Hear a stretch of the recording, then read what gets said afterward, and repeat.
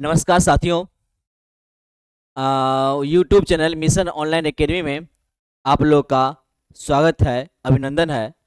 साथियों, आज हम सोशल साइंस के हिस्ट्री टॉपिक लेकर आपके बीच में आए। हिस्ट्री सब्जेक्ट लेकर के आज हिस्ट्री सब्जेक्ट में महाजनपद, पिछले क्लास में बौद्ध धर्म आपको और महाजनपद और मौर्य साम्राज्य का जो है ये 40 इंपोर्टेंट क्वेश्चन लेकर आए थे, जिसमें पिछले दिनों आपको लोगों के लिए 20 क्वेश्चन हो चुका था। तो आज जो पिछले आपने लाइव क्लास में या वीडियो नहीं देखे होंगे तो इस वीडियो के डिस्क्रिप्शन में लिंक डाल दिया जाएगा। पिछले 20 क्वेश्चन आप लोग देख लेंगे ताकि ये भी क्वेश्चन आपको समझने में मदद होगी। साथ ही आप लोगों को सिर्फ यही कहना है कि आज mission online academy 2-3 batch announce भी की है, लॉन्च भी कर दी है, जिसमें आप लोगों के साथी खुद आप लोग या आपके अनुज को या जिनकी आवश्यकता होगा फ्री में बता देंगे, उन्हें समझा देंगे कि आप 2-3 बैच जो लॉन्च हुआ उसके बारे में आपको जानकारी दे रहे हैं, आप उसे देखेंगे।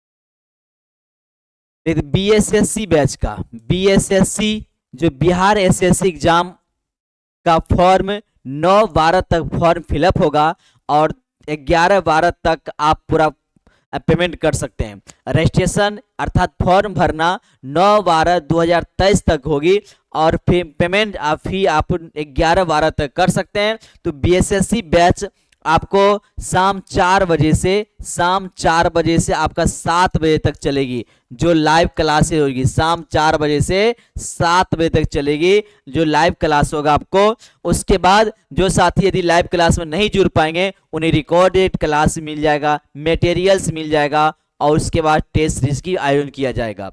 इसमें सभी सब्जेक्ट आपको रीजनिंग होगी, उसके बाद मैथ होगी, साइंस होगा आपका इसके सब्जेक्ट में साइंस, सोशल साइंस होगी। उसके साथ साथ आपको करंट अफेयर्स भी आपका तैयारी करवाया जाएगा। यानी अर्थात ऑल सब्जेक्ट की तैयारी आपको इस क्लास में, इस पैक में किया जाएगा, जिसमें आप लोगों के लिए यह फी 2000, इसका फी 2000 रुपया है। लेकिन इसमें 50% जो साथी एडमिशन करा लेंगे सीमित सीटों के लिए 50% ऑफ है, उन्हें मात्र 999 रुपये लगेगा, मात्र 999 रुपये लगेगा। आप इस नंबर पर 7992258422 पर कांटेक्ट करेंगे या व्हाट्सएप मैसेज करेंगे और बैच की पूरी जानकारी आपको मिल जाएगी। इस बैच के बारे में आपको पूरी जानकारी आपको दे दिया जाएगा, पूरी जानकारी मिल जाएगी। साथ ही दूसरा बैच एसएससी जीडी का भी अनाउंस हो चुका है। एसएससी जीडी में आपको उसमें भी आपको reasoning, math, social science, Hindi या इंग्लिश, तो आप हिंदी इंग्लिश का भी क्लास आपका होगा, आप उसमें ज्वाइन करेंगे। आप लोग इसके बैच के लिए भी बता रहे हैं, तो लाइए तो कॉपी इसका टाइम बता दे रहे हैं। एसएससी जीडी का समय आपको वह 4 से पौने 8 बजे तक आपकी क्लास होगी, 4 से पौने 8 बजे तक क्लास एसएससी जीडी होगी, जिसमें क्या है आपको 7 से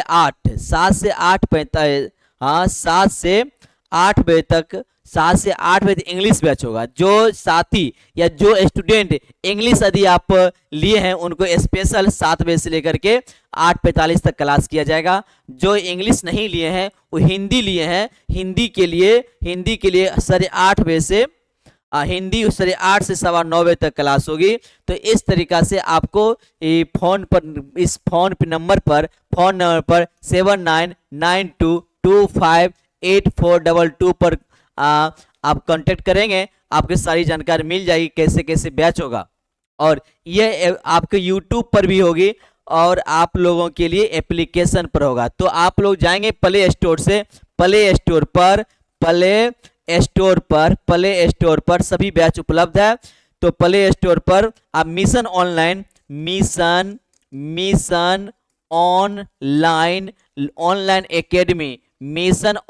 एकेडमी आप लिखेंगे और उसके एप्लीकेशन डाउनलोड करके उसमें सारे बैच है, वहां सब बैच परचेज कर लेंगे और फिर आपकी क्लास से स्टार्ट हो रहेगी और आप उसमें क्लास में जुड़ सकते हैं। एप्लीकेशन पर आपको मटेरियल्स मिलेगी, रिकॉर्डेड क्लास आपको मिल जाएगी। यदि जुड़ने में आपको विलम्ब होती है तो मटेरियल्स मिल जाएगी, रिकॉर्डेड क्लासेज मिल जाएगी और उसके बाद साप्ताहिक टेस्ट सीरीज का आयोजन किया जाएगा और मंथली टेस्ट सीरीज का आयोजन किया जाएगा। तो साथियों, आप विशेष जानकारी इस नंबर पर ले सकते हैं, इस नंबर पर आप ले सकते हैं।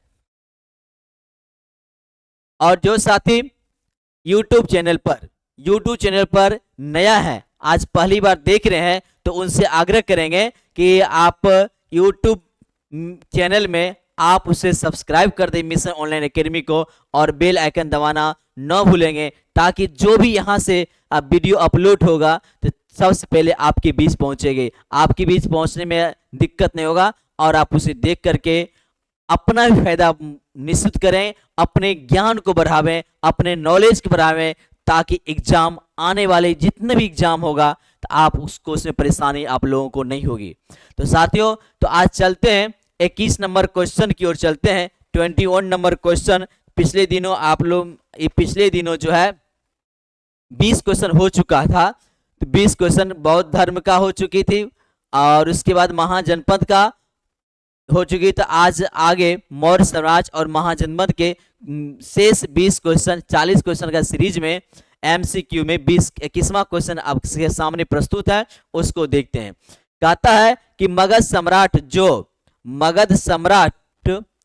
21 नंबर क्वेश्चन आपका है, मगध का सम्राट जो अपरोसुराम के नाम से जाना जाता है, किसे कहते हैं? बिंदुसार को, कलाशोक को, अजातशत्रु को, महापद्म नंद को। किसे कहते हैं इस नाम से जाना जाता है?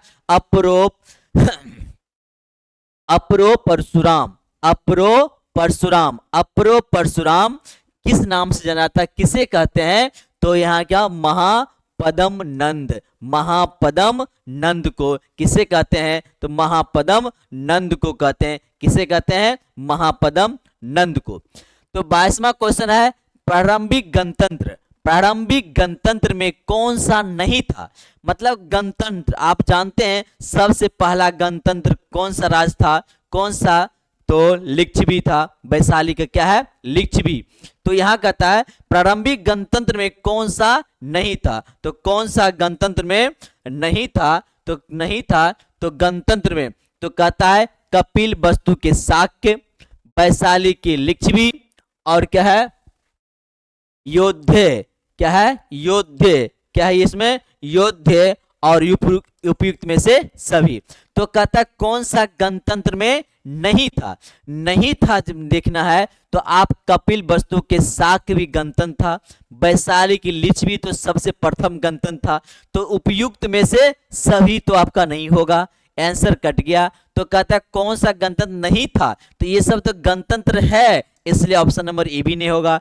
ए भी गणतंत्र है, ए भी नहीं होगा। तो आपका आंसर क्या होगा? योद्धे। ये गणतंत्र नहीं था, बाद में गणतंत्र हुआ, लेकिन शुरुआत में गणतंत्र नहीं था। अब अगला क्वेश्चन है, मगध की राजधानी कौन सी थी? प्रतिष्ठान, गिरिब्रज जिसको हम राजगिरी कहते हैं, वैशाली और चंपा। तो कौन सी मगध की राजधानी कौन सी थी? तो मगध की राजधानी कौन था?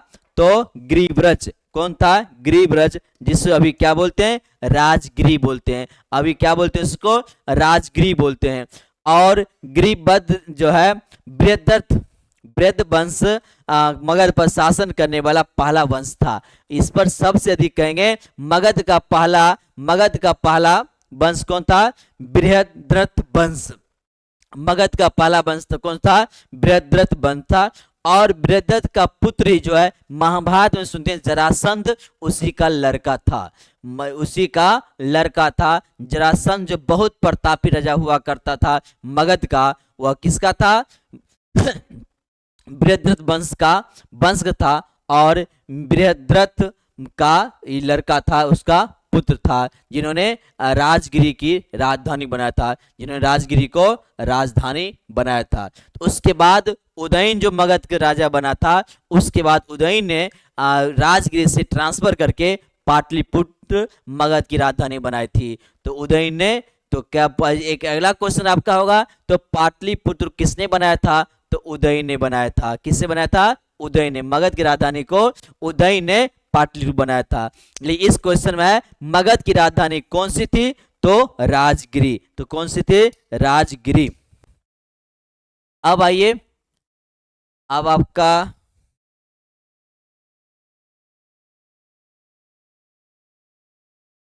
क्वेश्चन नंबर 14, क्वेश्चन नंबर 24 कहता है चेदी वंश का राजा खारवेल किस क्षेत्र से संबंधित था? तो चेदी वंश का राजा, चेदी वंश का राजा खारवेल किस क्षेत्र से संबंधित था?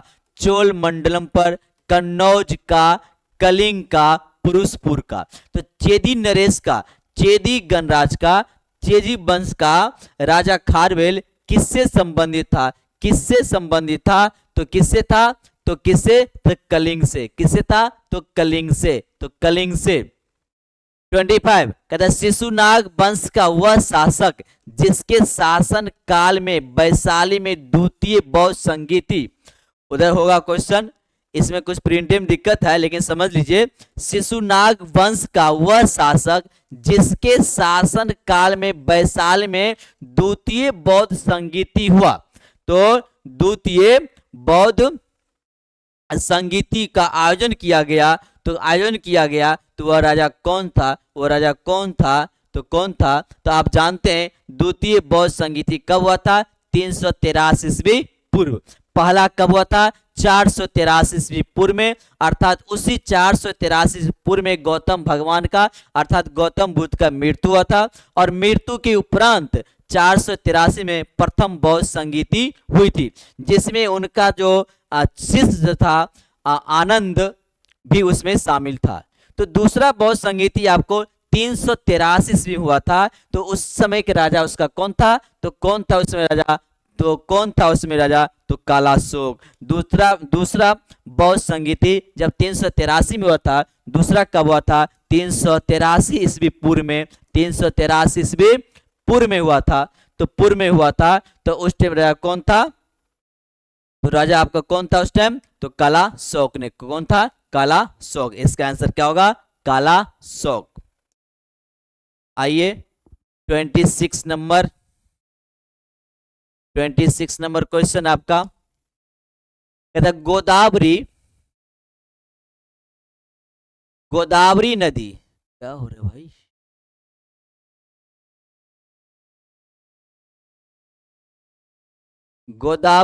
गोदावरी नदी के तट पर स्थित महाजनपद था। अब गोदावरी नदी के तट पर महाजनपद था अवंती, अस्मक, वत्स और कंबोज। तो गोदावरी नदी के तट पर कौन सा जनपद था? तो कौन सा जनपद था? आप जानते हैं ये जो उस समय में प्राचीन भारतों में कितना जनपद थे? टोटल उसमें 16 महाजनपद थी। कितने जनपद थी टोटल? तो याद रखेंगे 16 महाजनपद थे। तो 16 महाजनपद थे, जिसमें से गोदावरी नदी पर कौन जनपद था? अस्मक जनपद था। कौन जनपद था? अस्मक। किस नदी पर? टोटल जनपद कितना था? कुल जनपदों की संख्या, कुल महाजनपद कौन कितना था? तो टोटल कितना है? 16।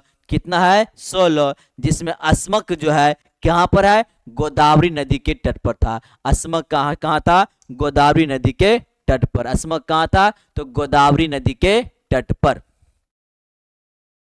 अब देखिए 27 कहते हैं भारत का कौन सा क्षेत्र प्राचीन काल में अवंतिका के नाम से जाना जाता था?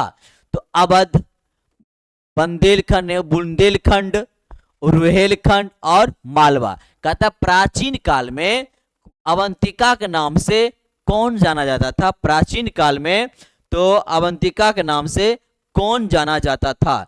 तो कहता है भारत में प्राचीन काल में अवंतिका के नाम से कौन जाना जाता था? तो कौन जाना जाता था आपको 16 महाजनपद में? तो ये कौन था? ये मालवा। याद रखेंगे, ध्यान देंगे, क्या है? मालवा। कौन था? मालवा। अब कहता है प्रसिद्ध नैमिषारण्य तीर्थ किस जिले में स्थित है? प्रसिद्ध नैमिषारण्य तीर्थ किस जिले में स्थित है? प्रेजेंट में उज्जैन, सीतापुर, मथुरा और जबलपुर। तो किस जिले में है ये? जो किस जिले में ये सब, इसके जिले में है। तो किस जिले में ये आप ये सब देखते हैं, महाभारत में भी इसका क्या है? उल्लेख है। महाभारत में इसका भी उल्लेख है। तो किस जिले में आपका है? तो सीतापुर जिले में। किस जिले में है? सीतापुर जिला में। आगे कहता है प्रथम भारतीय साम्राज्य किसने स्थापित किया? प्रथम भारतीय साम्राज्य तो क्या कनिष्क ने, चंद्रगुप्त मौर्य ने, हर्ष ने और समुद्रगुप्त ने? प्रथम भारतीय साम्राज्य किसने स्थापित किया था? तो किसने स्थापित किया था? तो आप देखते हैं, आप जानते ही हैं या पढ़े होंगे, याद होगा। तो सबसे पहले बहुत महान प्रतापी साम्राज्य किसने किया था? तो चंद्रगुप्त मौर्य ने। किसने किया था? चंद्रगुप्त मौर्य ने किया था। तो और चंद्रगुप्त मौर्य का जन्म कहाँ हुआ था? पाटलिपुत्र में हुआ था 340 ईस्वी पूर्व में। इनका जन्म, इन चंद्रगुप्त मौर्य का जन्म 340 ईस्वी पूर्व कहाँ हुआ था? पाटलिपुत्र में। कहाँ हुआ था? पाटलिपुत्र, बिहार में इनका जन्म हुआ था। वर्तमान में जो क्या है? बिहार है, वहां इनका जन्म हुआ था। और उसके बाद तो विष्णुगुप्त चाणक्य की सहायता से इन्होंने क्या किया था? अपने राज की स्थापना की, घनानंद को पराजित करके। कब किया था? तो 322 ईस्वी पूर्व में। कब किए थे? 322 ईस्वी पूर्व में किए थे। और इन्होंने लगभग मगध पर 24 वर्ष तक शासन किया था। इन्होंने मगध पर कितने वर्ष का शासन किया था? तो 24 वर्ष तक शासन किया था। 24 वर्ष तक शासन किया था चंद्रगुप्त मौर्य ने।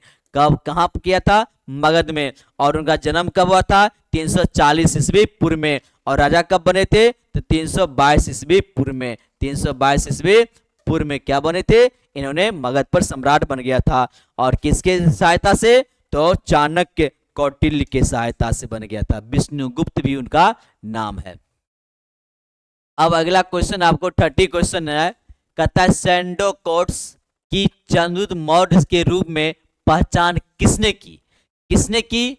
तो विलियम जोन्स ने, आर के मुखर्जी ने, बी स्मिथ ने, डी आर भंडारकर ने। किसने की आपको? कहता है सैंडोकोट्स की चंद्रगुप्त रूप में पहचान किसने की? सैंडोकोट्स को चंद्रगुप्त रूप में पहचान किसने की? तो विलियम जोन्स ने। किसने की? विलियम जोन्स ने की। किसने की? विलियम जोन्स ने। अब 31 क्वेश्चन आपका है। 31 में क्वेश्चन कहता है कि चंद्रगुप्त मौर्य के पश्चात सिंहासन पर कौन बैठा? तो चंद्रगुप्त मौर्य के पश्चात सिंहासन कौन बैठा? बिंदुसार, अशोक और विष्णुगुप्त। आप ये दोनों नाम में बहुत कंफ्यूज करते होंगे, बिंबिसार और बिंदुसार। तो चंद्रगुप्त का लड़का उनका पुत्र क्या नाम था? बिंदुसार। किसका नाम था? बिंदुसार। याद रखेंगे, चंद्रगुप्त के बेटा का लड़का का नाम बिंदुसार था। किसका था? बिंदुसार। और ये बिंबिसार किससे संबंधित है? तो अशोक से संबंधित है। आपको ध्यान रखेंगे किससे है? तो अशोक से।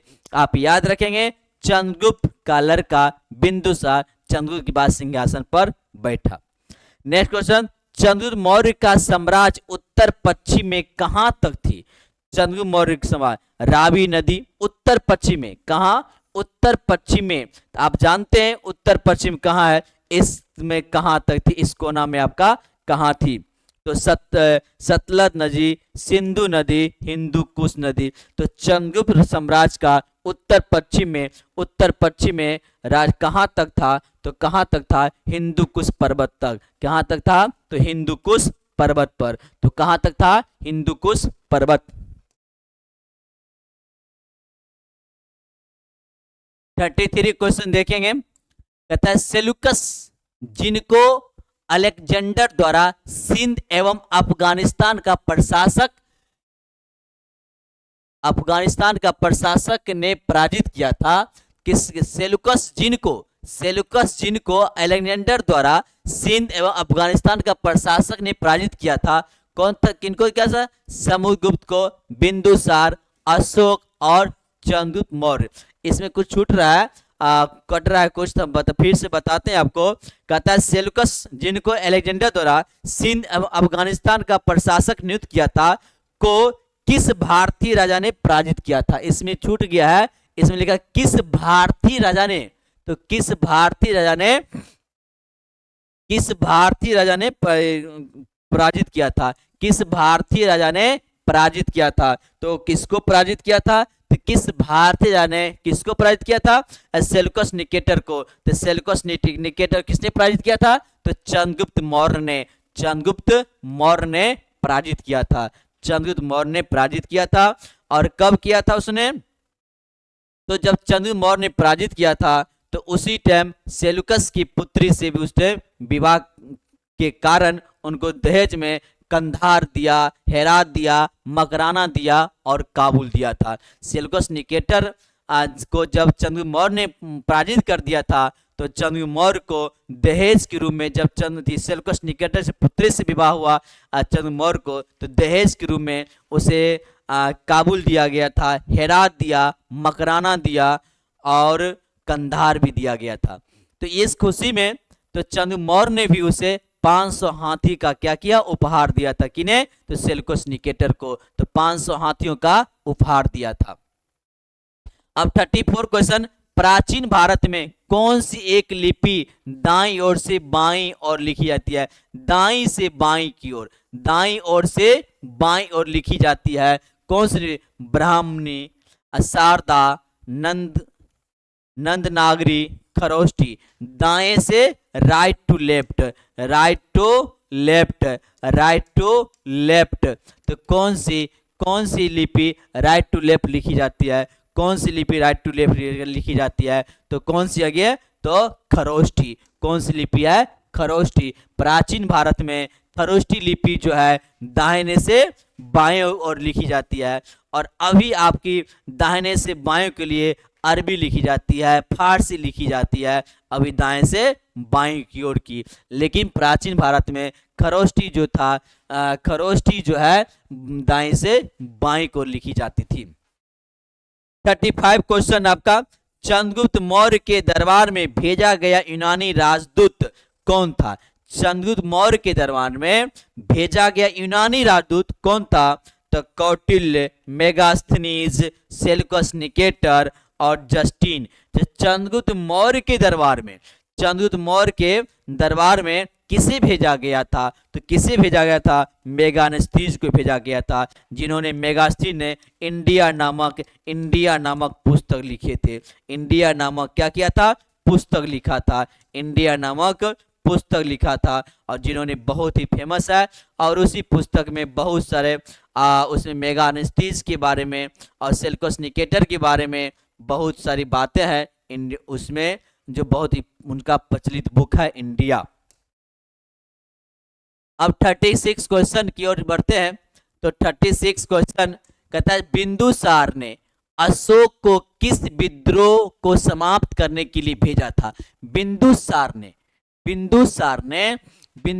ने अशोक को किस विद्रोह को समाप्त करने के लिए भेजा था। स्वर्णगिरी को, उज्जैन में विद्रोह हुआ था, तक्षशिला में, तोसली में। तो बिंदुसार ने अशोक को किस विद्रोह को दमन करने के लिए भेजा था, तो किस विद्रोह को दमन करने के लिए भेजा था, तो तक्षशिला विद्रोह का। क्या किया था, तक्षशिला विद्रोह को दमन करने के लिए भेजा था।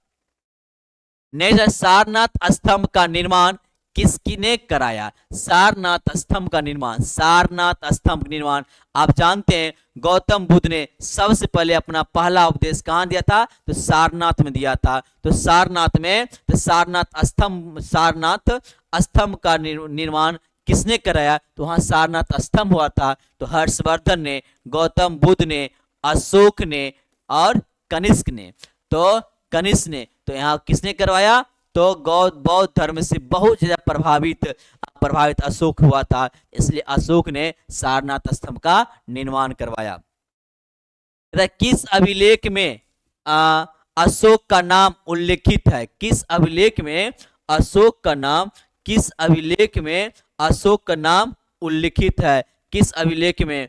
बाबरू अभिलेख, रुक्मिन देई स्तंभ लेख, तेरामाल अभिलेख और मास्की का लघु अभिलेख। तो कहता है किस अभिलेख में अशोक का नाम उल्लिखित है? तो उल्लिखित है कौन सा? मास्की का लघु उल्लेख। मास्की का लघु अभिलेख में अशोक का नाम अशोक उल्लिखित है। मास्की का लघु अभिलेख में अशोक का नाम अशोक उद्धृत है। 39 क्वेश्चन, 39 क्वेश्चन आपका है, मौर्य मंत्री परिषद में कौन राजस्व एकत्रीकरण करने से संबंधित था? मौर्य मंत्री परिषद में समाहर्ता, अंतपाल, व्यवहारिक और प्रतिष्ठा। कहता है मौर्य काल में मौर्य मंत्री परिषद में कौन राजस्व एकत्रित करने का संबंधित था? एकत्र राजस्व कौन करता था? तो वहां पर समाहर्ता। कौन कर रहा था? तो आंसर क्या होगा? समाहर्ता। तो याद रखेंगे आंसर क्या होगा? समाहर्ता। 40 और आज का लास्ट क्वेश्चन, किस स्तंभ में अशोक ने स्वयं को मगध का सम्राट बताया? किस स्तंभ में अशोक ने स्वयं को मगध का सम्राट बताया? तो मास्की का लघु स्तंभ, श्रानी का स्तंभ, रुक्मिनदेई स्तंभ और भ्राभृ स्तंभ। तो किस स्तंभ में स्वयं को अशोक ने मगध का सम्राट बताया था? तो कौन सा बताया था? तो भ्राभृ स्तंभ में। भ्राभृ स्तंभ में अशोक ने अपने आप को मगध का सम्राट बताया था, अपने आप को मगध का सम्राट बताया था। तो साथियों आज का इस सेशन का 40 क्वेश्चन जो सवाल था आज पूर्ण हो गया। तो जो साथी इस वीडियो को वॉच करेंगे प्लीज उसके लाइक शेयर अपने दोस्तों के साथ निश्चित करेंगे और सब्सक्राइब करना न भूलेंगे। और आप याद रखेंगे 2-3 बैच आपकी इंपोर्टेंट लॉन्च हो गई है, बीएसएससी का, एसएससी जीडी का और तमाम 40 लाख न्यूज शिक्षक साथियों का, जो 5:45 बजे से बैच स्टार्ट होगी, जो लाइव क्लास होगी। तो आप लाइव क्लास में जुड़ना न भूलेंगे। तो सक्षमता का परीक्षा का बैच जो 5:45 बजे से होगी और उसी अनुसार होगी जिस अनुसार उसका सिलेबस की संभावनाएं हैं। तो आप लोगों को उज्जवल भविष्य की कामना करते हुए best of luck, thank you. आने वाला बैच में आप जुड़ने की कोशिश करेंगे। हमेशा की तरह आप पूरे वीडियो को वॉच करें ताकि आपको लोगों के होने वाले एग्जाम में काफ़ी फायदा होगा। Thank you.